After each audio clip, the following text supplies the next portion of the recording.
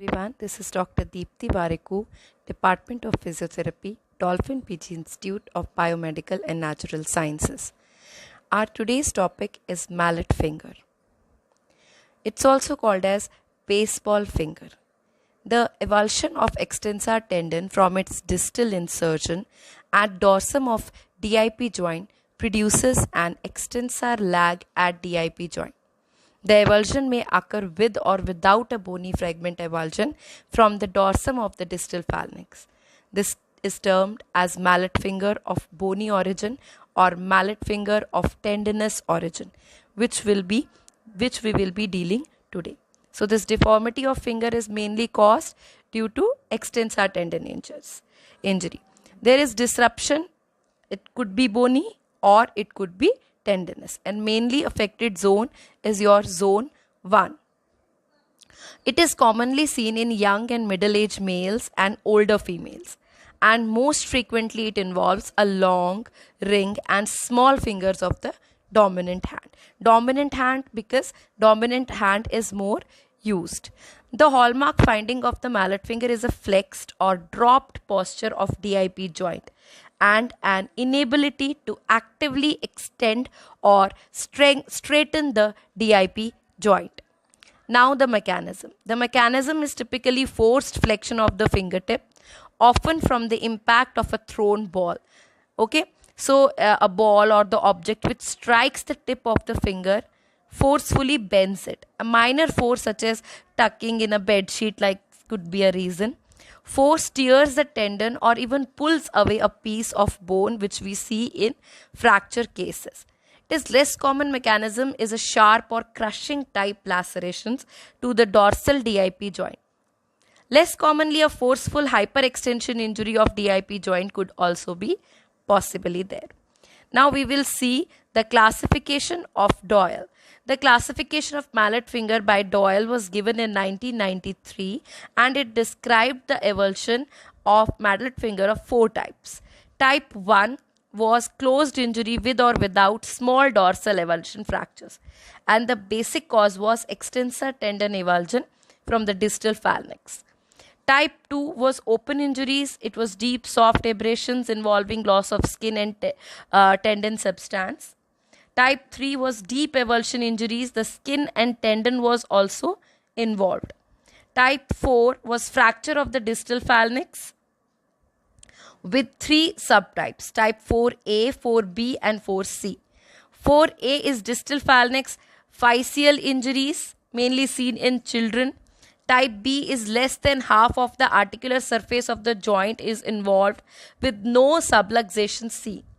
Type C is a fracture fragment where more than 50% of the articular structure is involved. The first type A is more seen in children and type C is more seen in adults.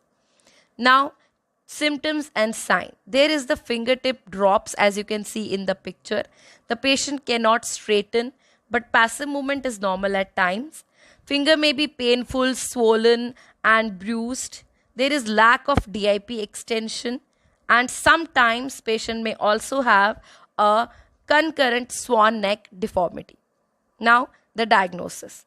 It is mainly diagnosed by X-rays, where you can see if there is any avulsion of the distal phalanx in case of fractures, or maybe ligamentous injuries with normal bony alignment. Sometimes there is also CT taken to identify the involvement of soft tissue structures. Now the classification of mallet fingers. Mallet fingers could be acute versus chronic. Acute are those which occur within 4 weeks of injury, and chronic deformities are those which are present more than 4 weeks of injury. Now treatment. Abound and Brown found that several factors are likely to lead to poor prognosis after mallet finger injury.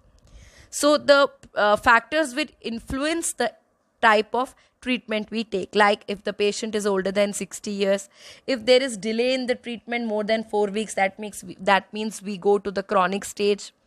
If there is initial extensor lag of more than 50 degrees, if there is too short period of immobilization, when we are taking immobilization less than 4 weeks, if there are short fingers, if peripheral vascular disease is present, or there is an arthritis like rheumatoid arthritis present.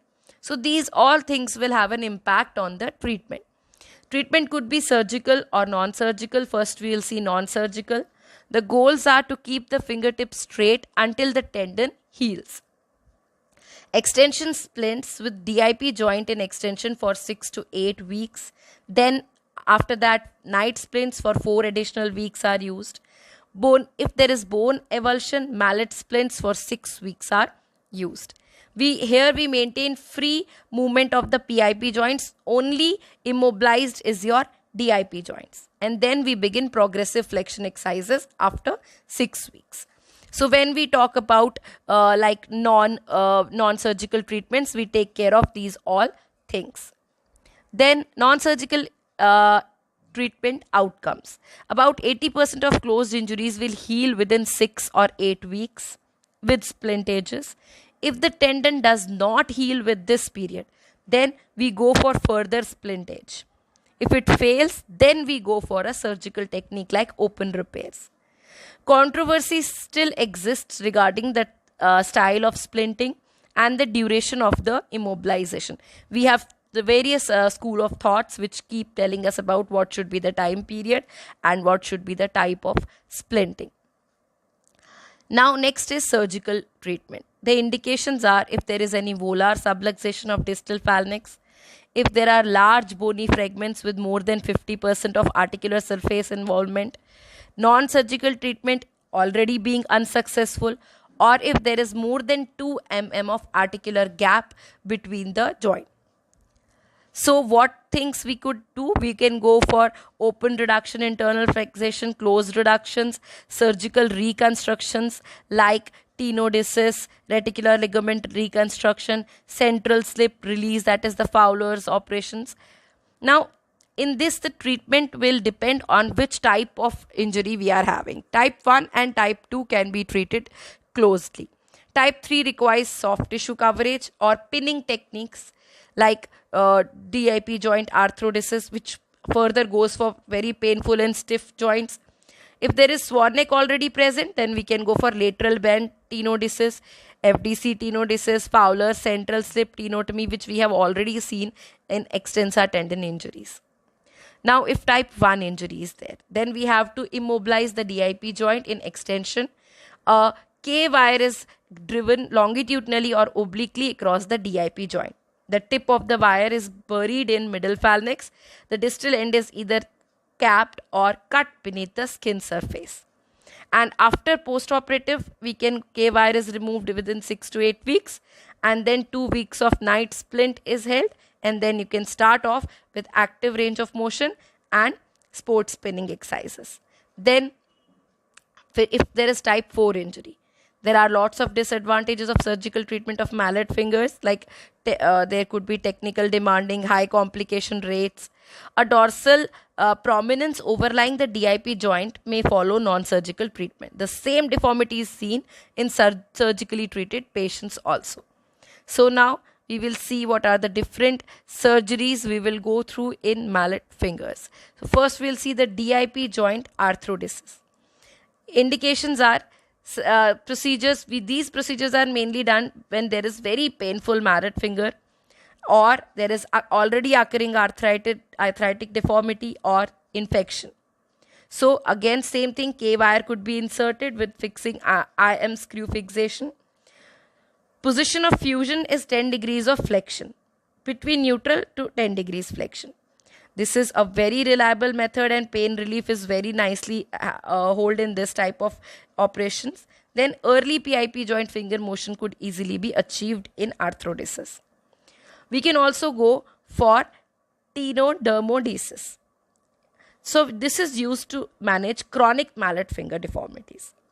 Though technique, there is an elliptical wedge of skin, tendon and scar tissue is resected. The skin and tendons are reapproximated as a single unit with sutures. Like same K wires will be used for healing the procedure, and then we'll wait for healing, then night splints and movement exercises started.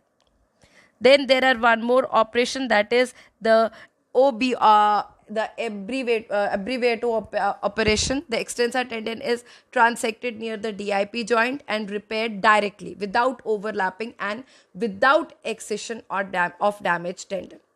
So this is also a very useful technique to correct the flexion deformity. This is the again one more technique which is called as extension block pinning technique, mainly done for fracture pinning cases. The other case is when there is a fracture associated with mallet finger. If the fracture involves enough of the joint, it may need to be repaired. So we use this pinning technique. Now what could be the complications of the surgeries? There could be extensor lag. Sometimes we see non-union. In case of swan neck deformities, there is attenuation of volar plate and transverse retinacular ligament at PIP joints gets affected. There is contracture of triangular ligaments. So surgeries could be complicated at cases. So we need proper physiotherapy treatment surgeries. So now the question is, what about the physiotherapy? The patient must work on active range of motion of MCP and PIP joints to avoid stiffening of these uninvolved joints. At no point during the healing process is the DIP joint allowed to drop into flexion, or the treatment must be repeated from the beginning. During skin care or washing, the fingers must be held continuously in extension with the other hand while the splint is off. It is very important to maintain the finger in a particular position. Your finger will be put in splint to avoid movement and allow healing for a week. You will be advised to wear the splint always during your recovery phase. So these are the other techniques of physiotherapy which we could use, like cold therapy in mild injuries, splinting, very important. Then after the splint is removed, exercises including stretching, passive and active range of motion exercises, strengthening exercises, conditioning exercises. Then you have to educate patient about the condition and how they have to rehabilitate in it, because they have to keep on performing active exercises even themselves also. These are the different types of splints which you could use: a stack splint, aluminum splint, ovalate finger splint. In chronic mallet finger cases, splinting may still work. In the case, splint the finger for about 8 to 12 weeks to see if the dropping lessens to a tolerable amount before considering surgery. So you have to make sure that splinting is prescribed properly, and even when you tell the patient to take off the splint, first do proper examination and see if deformity is lost, then only discontinue the splinting. These are few exercises which you can perform post removal of the splints, like passive finger range of motion exercises, making fists, picking objects, finger extensions, and gripping exercises. This is about all mallet finger. If you have any doubts, you could ask. This was the mallet finger associated with tendon or bony injuries. We will deal with mallet finger associated with rheumatoid arthritis in separate cases. Thank you. Thank you so much.